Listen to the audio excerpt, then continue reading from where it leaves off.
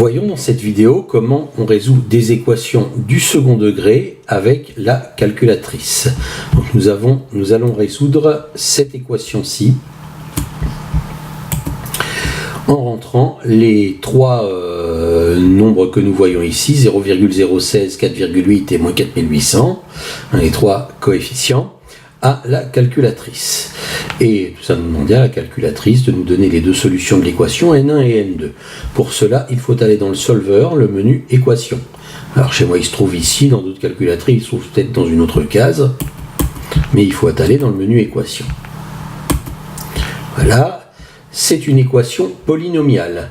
Donc il faut sélectionner l'option F2 polynomiale. Voilà, donc on appuie sur F2. Et la calculatrice nous demande si c'est une équation du deuxième degré ou du troisième degré. Alors là, ça va jusqu'à n carré, ça ne va pas à n puissance 3.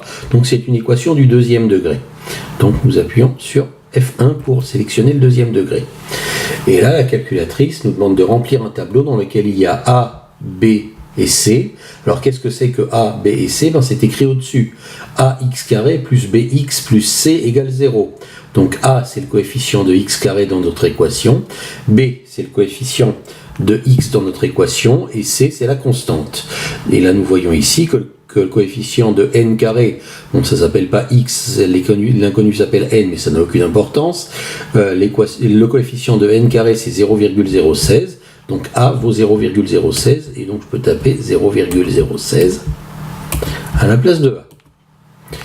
B, de la même manière, c'est le coefficient de n, donc il vaut 4,8. Je tape 4,8. Et C, c'est moins 4800. Il ne faut pas oublier le signe moins quand il est présent. Donc moins 4800 pour C. Voilà. J'insiste sur le fait que vous devez bien ordonner votre équation. D'abord les n carrés, ensuite les n, et ensuite la constante. Parce que si vous ne la mettez pas dans cet ordre-là, la calculatrice va se tromper dans les coefficients, elle va croire que c'est dans cet ordre-là. Donc il faut vraiment ordonner votre équation avant de la saisir à la calculatrice. Vous pouvez vérifier que les nombres sont bien écrits dans le même ordre que ce qu'il y avait sur ma feuille. Voilà. Donc maintenant, il ne nous reste plus qu'à demander à la calculatrice de résoudre. Et résoudre, c'est avec la touche Solve.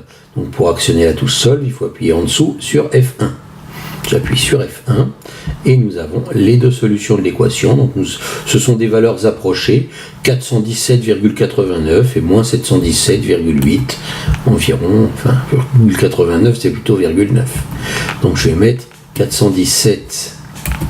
Donc N1 vaut 417,89 et N2 vaut moins 717,9.